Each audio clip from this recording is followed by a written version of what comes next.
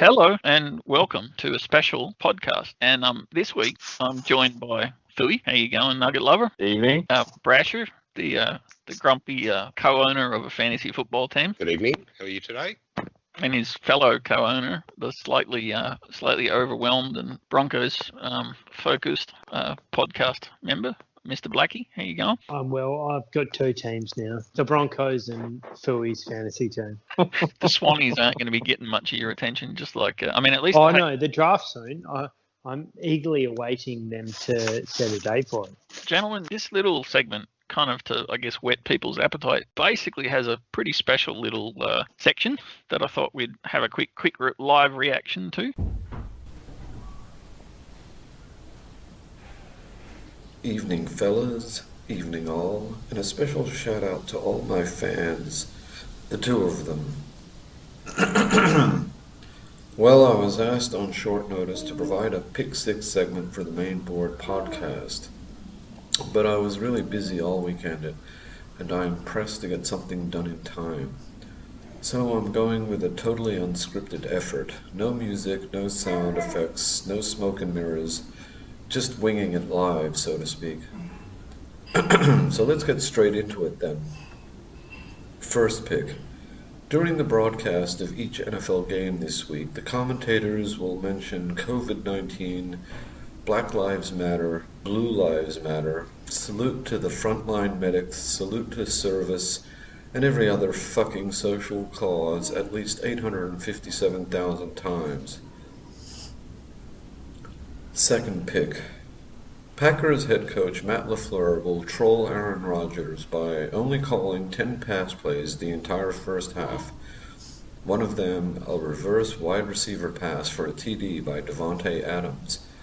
So angry will Rodgers be that he will bench himself at the half, which will herald in the Jordan Love era for the rest of the season.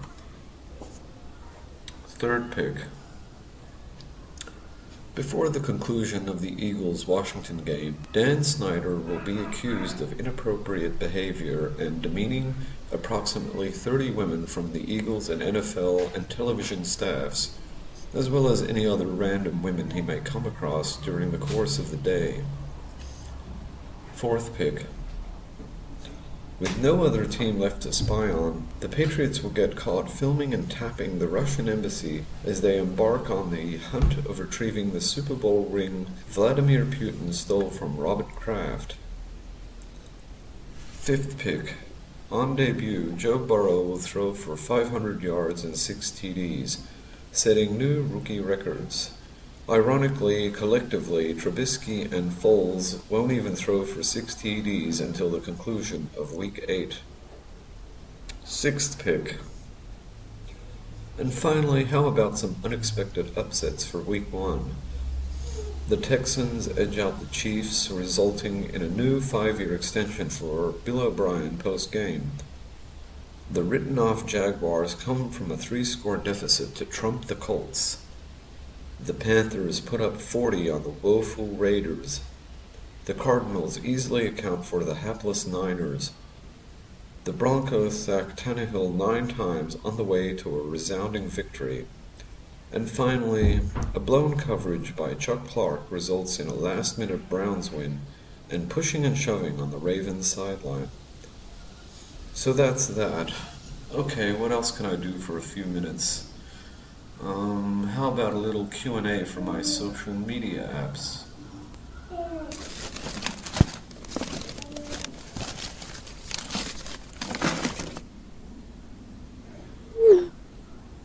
Okay, we have a question from Jim in Port Macquarie. Mr. Exy, how long have you been in Australia? Well, Jim, I'm going on 17 years now. Quite enjoyed the change of pace and lifestyle.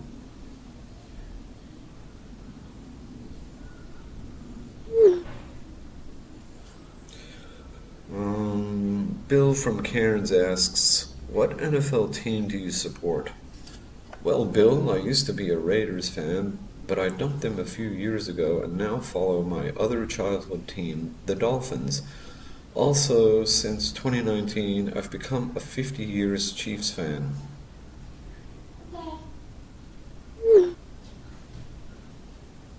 What else have we here?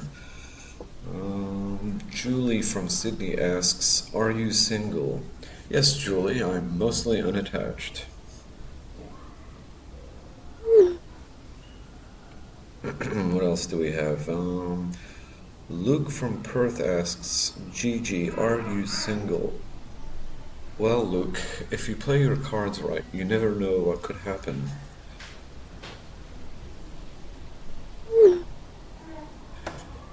Okay, last question from Sarah in Adelaide. Gigi, how big is your... Well, let me just sort this out.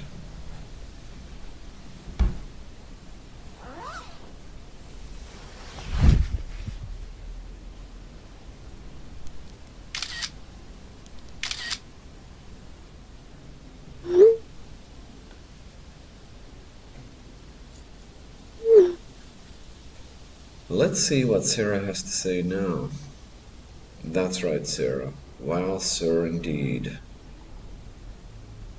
And on that note, that'll about do it for me. Anybody there? Yeah. Is 857,000 too low an estimate, really? I like social media at the end just cracked me up. And the sound effect of the camera. It's fun. And the zip going down. So, reactions, gentlemen?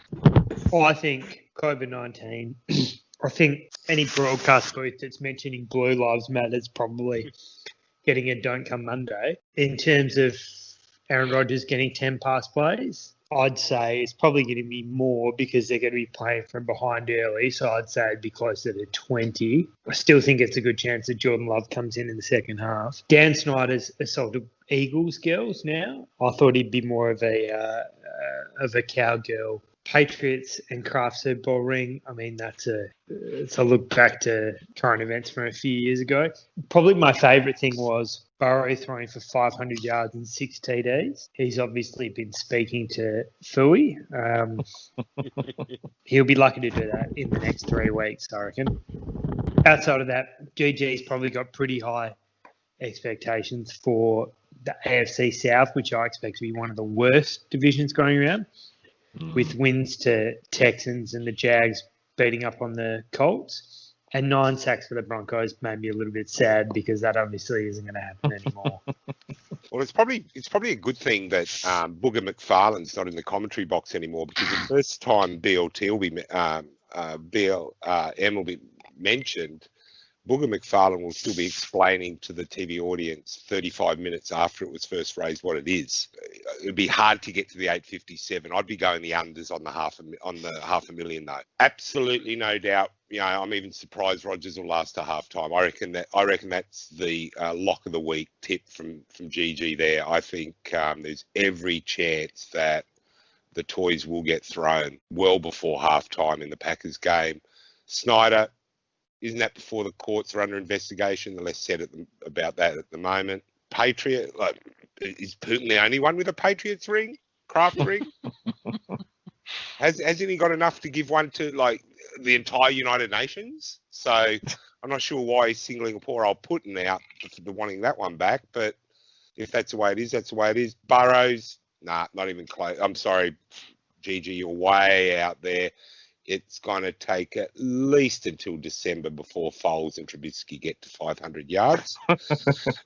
And the NFC South, the least interesting division in football. I'm sorry, AFC South. Apologies to my Saints fans out there. I suppose it could happen. It could. How many sacks was he saying? 9. Was it 9 or 10? 10. 9. 10. 9. Yeah. Yeah, that would be a single game record, I think, or thereabouts. It's a chance, no preseason. Yeah, look, but no, probably not as likely as let's probably run second to the Joe Burrow's prediction, I think. Philly, you know that would have been captivated by the zipper sound. Oh, absolutely, yeah. I was just, I think I listened more for all the background sounds than I did the actual pick six itself, unfortunately. Obviously, I wasn't completely disagreement with this Packers prediction, especially considering we'll probably be up. The only way Love is getting in is when we're up, 42-6 at half time. So, and actually kind of stole my thunder, but yeah, I think the only thing that he's gonna get close on is the 6 touchdowns, Trubisky and Foles. What, 5 weeks was it? Yeah, they'll be lucky to get that. I'm just more surprised that he has fans and people that send him tweets. I think the most concerning thing for me was I swear I could hear a small child. Yeah. It didn't sound like Licorice Allsorts. You might have to edit this part out, but I actually thought he was watching porn while doing that. Either edit my comment out or Philly's, because those don't really go together. Thanks. No, Yeah. they don't. Yeah, and just to make a trifecta of what you need to edit out for a second there, I genuinely thought that GG was Jeffrey Epstein, but obviously he's dead. Thank you for that segment, Jeffrey Gigi, and thank you, gentlemen, for your input.